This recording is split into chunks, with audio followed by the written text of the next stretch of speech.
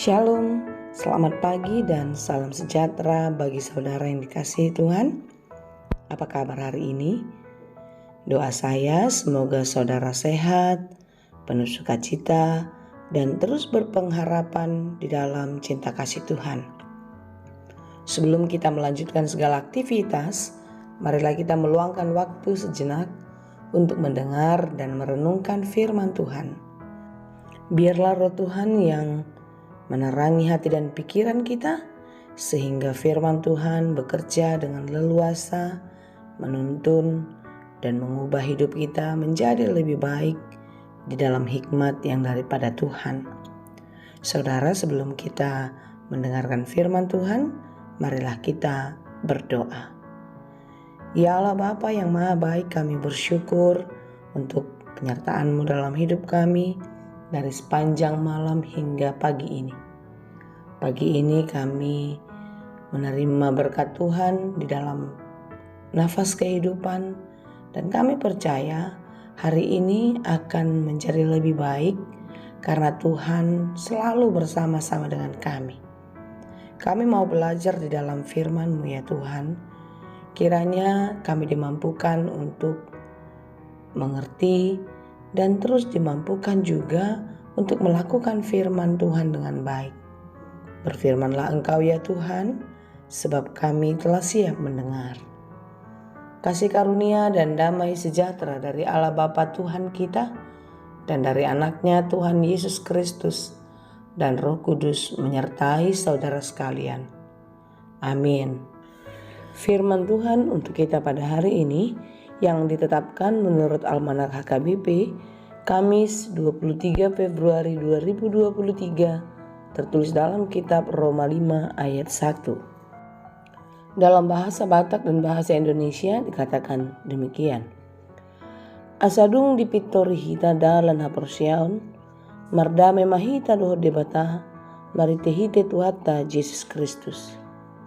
Sebab itu kita yang dibenarkan karena iman, kita hidup dalam damai sejahtera dengan Allah oleh karena Tuhan kita Yesus Kristus. Demikianlah pembacaan firman Tuhan. Saudara yang dikasihi Tuhan, apakah bedanya orang hidup dan yang mati?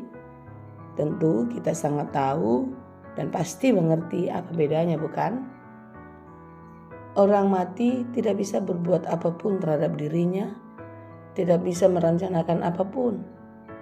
Tetapi orang hidup tentu berbeda, bukan? Dia bisa melakukan apa saja yang dia mau.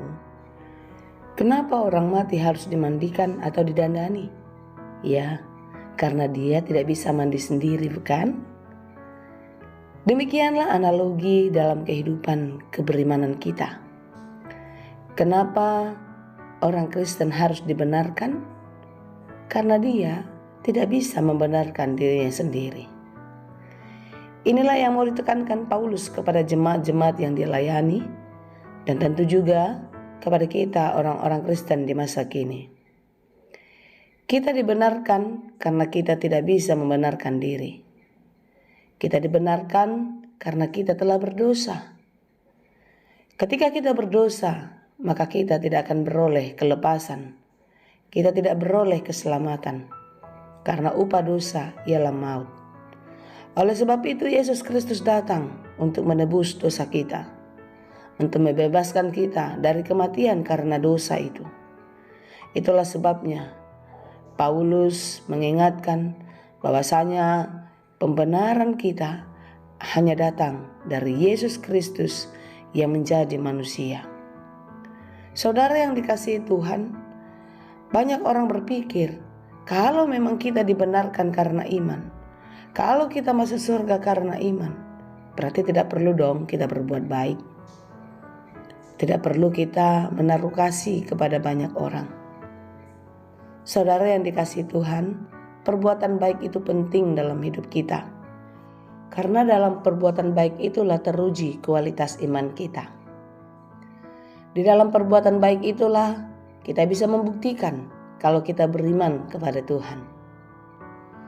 Mengapa kita harus beriman kepada Tuhan dan terus percaya kepadanya? Karena tanpa keberimanan yang sungguh-sungguh kepada Tuhan, tanpa percaya kepada Tuhan, maka kita akan kecewa di dalam menjalani kehidupan. Karena banyak yang terjadi dalam hidup kita di luar ekspektasi. Saudara yang dikasihi Tuhan, kebenaran yang kita peroleh di dalam Yesus Kristus itu memperdamaikan kita dengan Allah, di mana dosa-dosa membuat hubungan kita dengan Dia menjadi rusak. Ada jarak yang membentang jauh karena dosa itu. Tetapi Yesus Kristuslah yang memperdamaikan kita dengan Allah. Yesus Kristuslah yang menyelamatkan kita, menebus kita dari dosa-dosa sehingga kita tidak mati binasa. Saudara yang dikasihi Tuhan, tentu di dalam beriman kepada Tuhan tidak cukup hanya di dalam peribadahan. Tetapi keberimanan kepada Tuhan harus ditunjukkan di dalam kehidupan. Karena percuma kita mengatakan kita beriman kepada Tuhan, tetapi di dalam kehidupan wujud dari iman itu tidak terlihat sama sekali. Misalnya, kita katakan kita percaya kepada Tuhan, kita beriman kepadanya, tetapi ketika kita menghadapi persoalan, kita kecewa, kita marah, bahkan berputus asa. Kita katakan kita percaya dan beriman kepada Tuhan, tetapi ketika seseorang menyakiti kita, maka kita membalasnya dengan perbuatan yang sama. Saudara yang dikasihi Tuhan, kita tidak bisa mengatakan kita beriman kalau kita tidak berbuat apa-apa. Keberimanan kita di dalam kehidupan terlihat nyata di dalam perkataan dan perbuatan, di mana perkataan dan perbuatan kita mendatangkan kebaikan dan menjadi berkat bagi banyak orang. Saudaraku yang dikasihi Tuhan, mengapa kita dibenarkan karena iman, bukan karena kemampuan kita melakukan hukum Taurat, melakukan segala perbuatan-perbuatan baik? Jikalau karena melakukan hukum Taurat dan melakukan perbuatan-perbuatan baik itu, maka sia-sialah kematian Yesus Kristus. Galatia 2 ayat 21 berkata, "Aku tidak menolak kasih karunia Allah, sebab sekiranya ada kebenaran oleh hukum Taurat, maka sia-sialah kematian Kristus."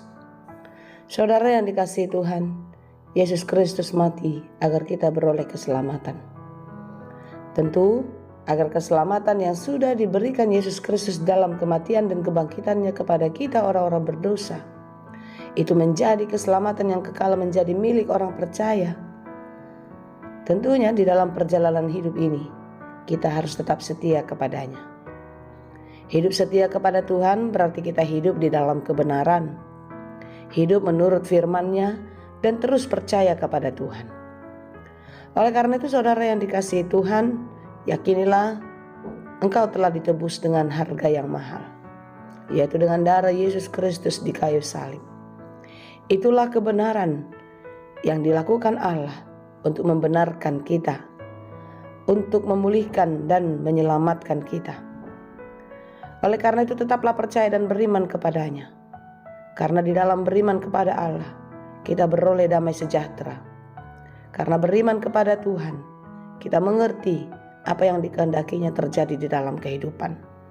Kiranya kita dimampukan untuk tetap setia dan percaya kepadanya dan terus beriman yang teguh. Tuhan Yesus memberkati. Amin. Terima kasih Tuhan untuk firman-Mu hari ini. Biarlah kami selalu mengingat untuk hidup di dalam kebenaran-Mu. Karena di sanalah kami menunjukkan kalau kami sungguh-sungguh beriman kepada Engkau. Terima kasih untuk keselamatan, pembenaran yang telah Engkau berikan ya Yesus. Biarlah keselamatan ini tetap menjadi milik kami di sepanjang kehidupan kami sampai Maranatha tiba. Terima kasih Tuhan untuk segala kebaikan-Mu. Berkati kami hari ini di dalam segala pekerjaan kami. Ajari dan mampukan kami untuk melakukannya dengan baik di dalam iman percaya hanya kepadamu. Dan kiranya apapun yang kami hadapi, kami tetap menjadi orang yang percaya dan terus setia melakukan kebaikan karena Tuhan terus berkarya. Terima kasih Bapa yang baik. Berkati hidup kami, orang-orang yang kami kasihi, biarlah semuanya di dalam penyertaan-Mu. Dalam Yesus Kristus kami berdoa. Anugerah Tuhan kita Yesus Kristus, kasih karunia Allah Bapa dan persekutuan Roh Kudus, itulah kiranya yang menyertai dan memberkati kamu sekalian. Amin.